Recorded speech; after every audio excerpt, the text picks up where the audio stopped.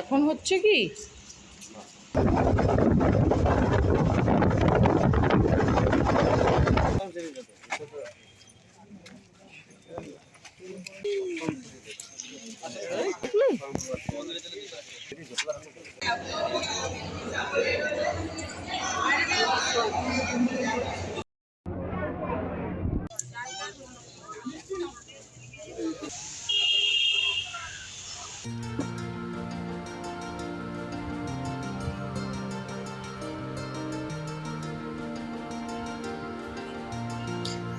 Good morning বন্ধুরা।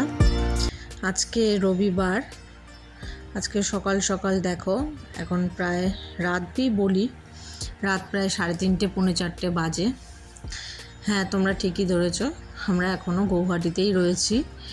এখন সকাল সকাল স্নান করেছি। কেন স্নান করেছি সবই তোমরা আস্তে আস্তে জানতে পারবে, দেখতে পারবে। এখন 3:30 পৌনে 4টের মতো বাজে। মেয়েকে এখনও তুলিনি, আমি স্নান করে নিয়েছি, তৈরি হয়ে নিয়েছি। আজকে যাচ্ছি একটা জায়গায়, তোমরা হয়তো আশা করি বুঝতেই পেরে গেছো। আসলে গৌহাটিতে আসলে এই জায়গায় মনে হয় কেউ না গিয়ে থাকতে পারে না। আমারও অনেক দিনের ইচ্ছা ছিল, মেয়ের নামে একটা মানসিকের পুজোও ছিল, যেহেতু এসেছি এবার সেটাই ভাবছি, মনস্কামনাটা জানিয়ে আরেকবার নতুন করে মায়ের কাছে মানসিকের পুজোটাও দিয়ে আসবো। এই দেখো, এখন প্রায় 4টে বাজে, 4:05 হয়ে গেছে। যেহেতু এটা নর্থ ইস্ট, সেহেতু এখানে সানরাইজটা আগেই হয়। দেখো, ভোরের আলো প্রায় ফুটে উঠেছে।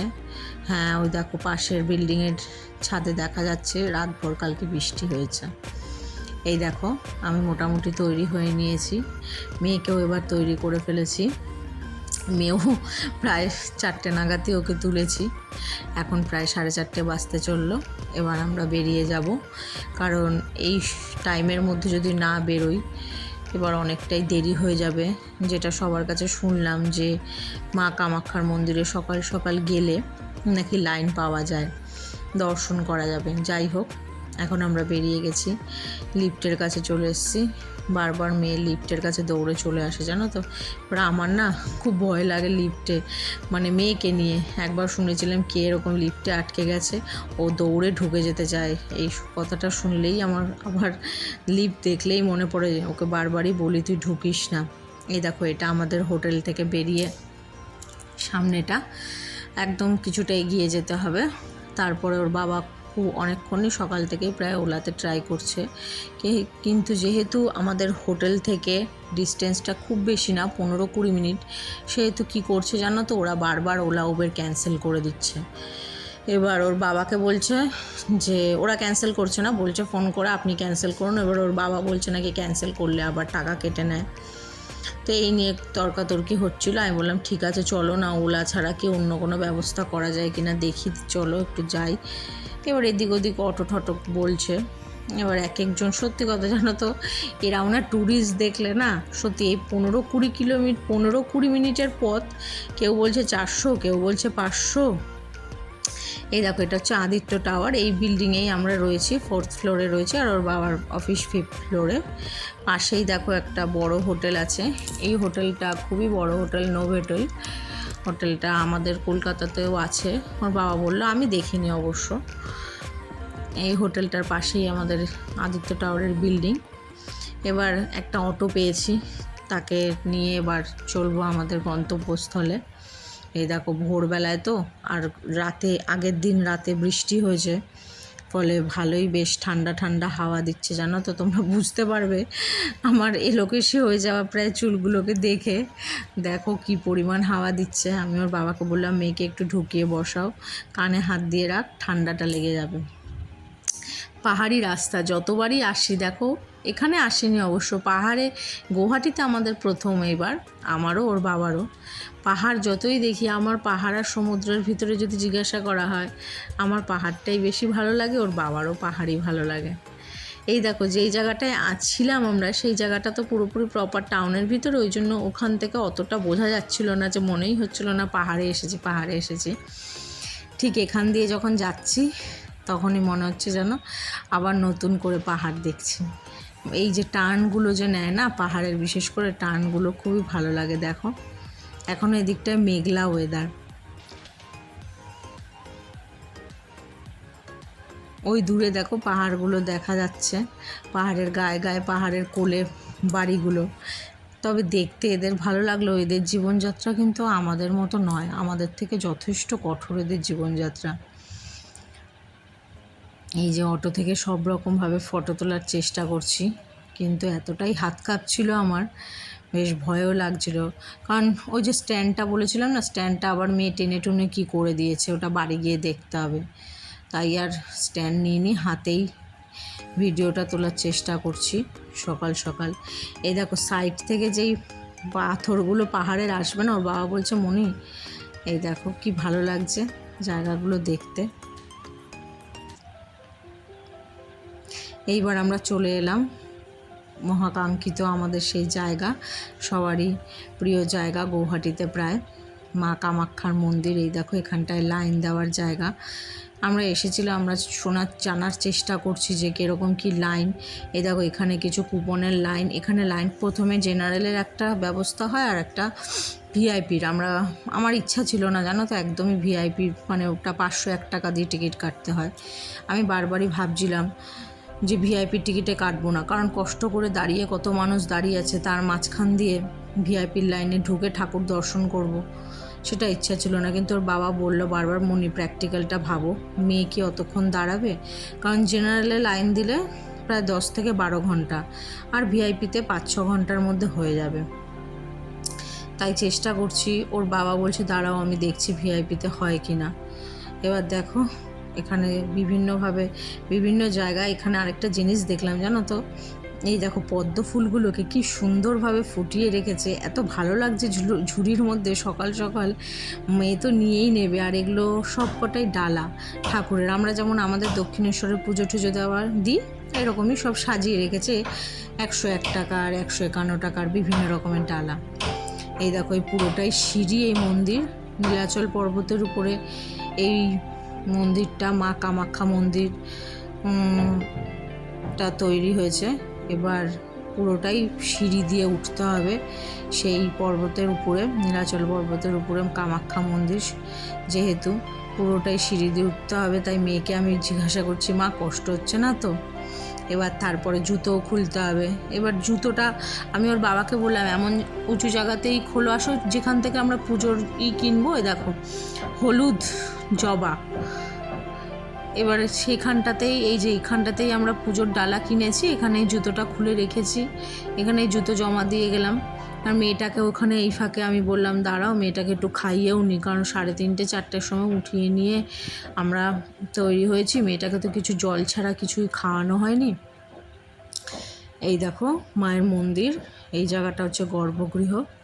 এই দেখো এটা হচ্ছে জেনারেলদের না, এটা ভিআইপিদের লাইন পড়েছে। ওর বাবা চেষ্টা করছে এখানে ঢোকার, কিন্তু মানে সত্যি একটা কষ্টদায়ক ব্যাপার হলো এই জায়গাটা আমার ঠিক এই মানে কামাখ্যা মন্দিরের এই ব্যাপারটা আমার খুব একটা, এই বৈষম্যটা আমার ভালো লাগলো না। এটা সম্পূর্ণই আমার ব্যক্তিগত মতামত, যে হঠাৎ করে এই দেখো এখানে মায়ের, তোমাদেরকে আগে দেখিয়ে নিই তারপরে বলছি।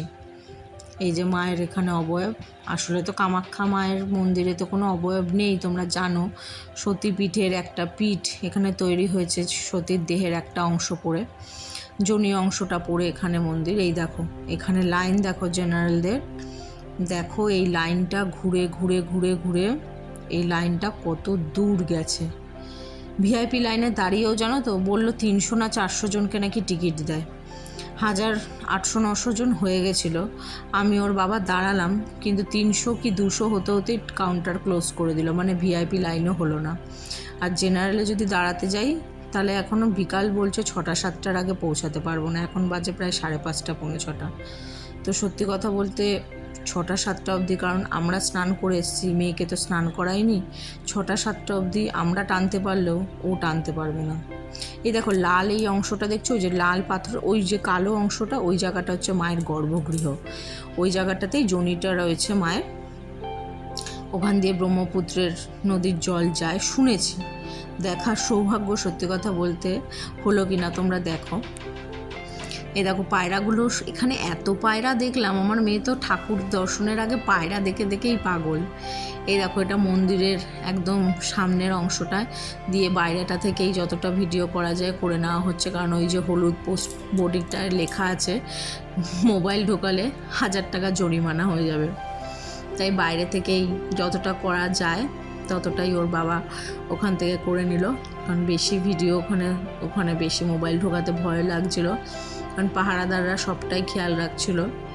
তাই বললাম দূর দেশে এসে মোবাইল জমা দেওয়ার দরকার নেই, মোবাইলটাও চলে যাবে, থাক আগে ঠাকুরকে দেখে নি, মন ভরে ভক্তি ভরে ডেকে নি, তারপরেও নয় মোবাইল বার করো পকেট থেকে।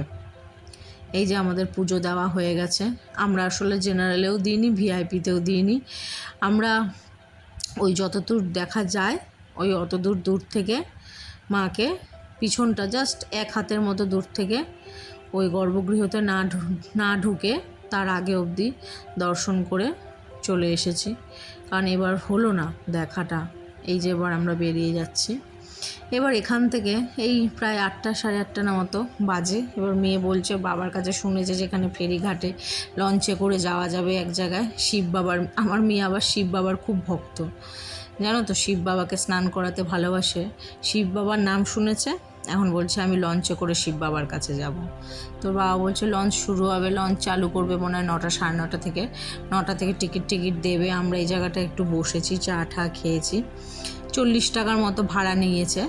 এর মধ্যে কি বলো তো, যাওয়া আসা দুটোই আছে, মানে ওরা নিয়েও যাবে নিয়েও আসবে, 1 ঘন্টা বাদে লঞ্চ। এই যে আমরা উঠে যাচ্ছি, মেয়ে একটু ভয় পাচ্ছে, তার বাবাকে বলছি একটু দাঁড়াও, তোমার তো একটাও ভালো করে ফটোই তোলা হলো না, মন্দিরে এলে একসাথে। এবার ফটোটা তুলে নিলাম ওর। এই দেখো এটা হচ্ছে অ্যাকচুয়ালি এটা কি বলো তো, মানে উমানন্দের উমানন্দ হচ্ছে ভোলা বাবার আরেক নাম। এটা হচ্ছে ব্রহ্মপুত্র নদের উপরে এই একটা পাহাড় আছে, সেই পাহাড়ের উপরে শিব বাবার মন্দির তৈরি হয়েছে। দেখো সবই আসলে এখানে পুরোটাই পাহাড় বেষ্টিত জায়গা, জানো তো, পুরোটাই।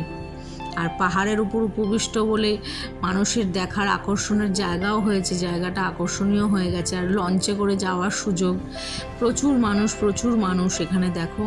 আর তার সাথে সকালবেলার কি হাওয়া, মানে তোমরা যদি সামনাসামনি না দেখো কেউ, ওই যে দেখা যাচ্ছে দেখো ওই টাওয়ারের মতো ইলেকট্রিকের ওই জায়গাটায়, ওইখানটাই হলো পাহাড়। দেখো কিছুটা এগিয়ে যাব যখন, তখন আস্তে আস্তে বুঝতে পারবে যে এতটাই ভালো লাগছিল জায়গাটা দেখতে, যে প্রথমে একটু কষ্ট হচ্ছিল, যে ওর বাবাকে বলছিলাম যে হোটেলে ফিরে গেলে হতো না, কিন্তু এই লঞ্চে উঠে এখানে দাঁড়িয়ে, লঞ্চটা বিশাল বড় জানো তো, যেন মনটা ভরে গেল।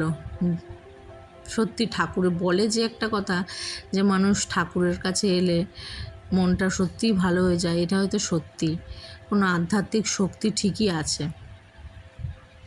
এই দেখো লঞ্চের ভিতরে চেয়ার কাটিং করা, সবাই যারা বাইরে দাঁড়াতে পারে, এবার বয়স্ক মানুষ সবাই তো আছে, বাচ্চা মানুষ তারা ভিতরেও থাকতে পারে, ওই জন্য চেয়ারের ব্যবস্থা। তারপর আবার দেখো এখানে রোপওয়ে সিস্টেমও ছিল, এই দেখো রোপওয়েও ছিল। আমরা না বুঝতে পারিনি, জানো, তোর বাবা বলেছিল আসার সময় রোপওয়ে করে আসবে, কিন্তু ওই যে 40 টাকাটা আমরা ভেবেছি যাতায়াত এক সাইড, কিন্তু ওরা বললো যাতায়াত দুটোই ইনক্লুড আছে, যেই লঞ্চ তোমাদের নিয়ে যাচ্ছে সেই লঞ্চই নিয়ে আসবে। আমি আবার রোপওয়েতে উঠতে খুবই ভয় পাই, ওর বাবা বলছে রোপওয়েতে উঠবে, আমি বললাম না বাবা, যখন একটাতে এসছি ওটাতেই ফিরে যাব।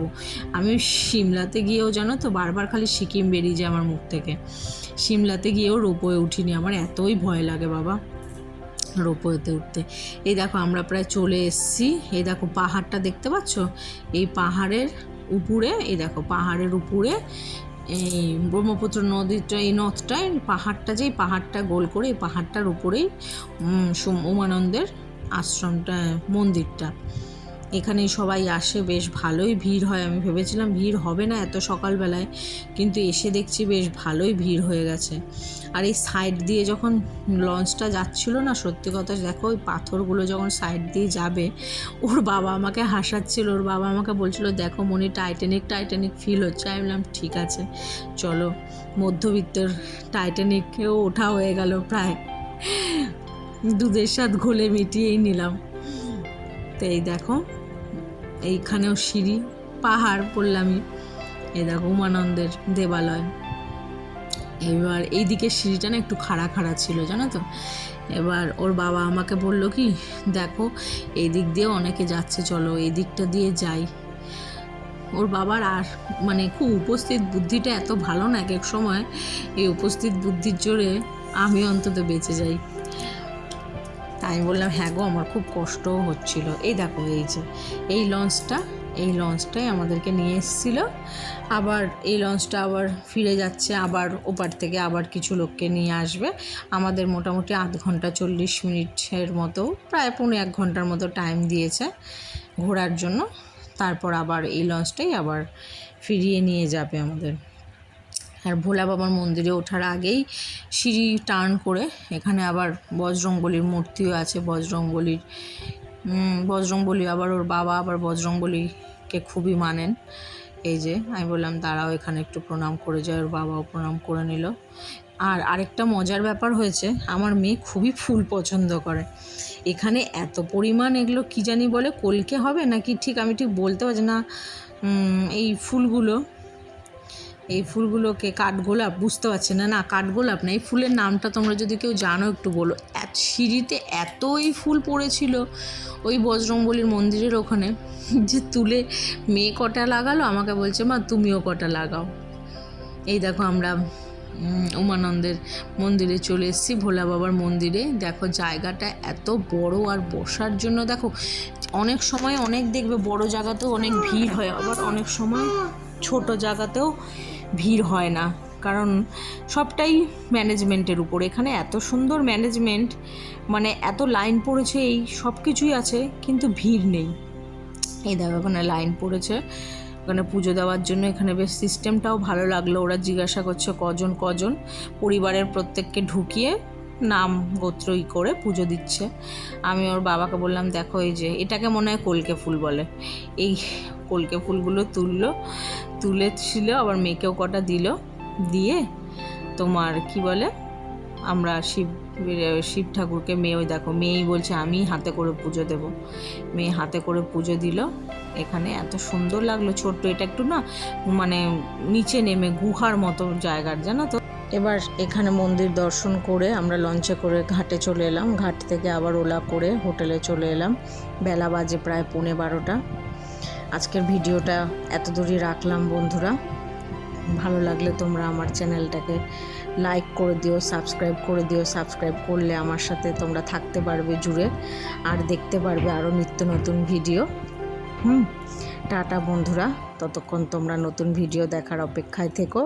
সুস্থ থেকো, ভালো থেকো, টাটা।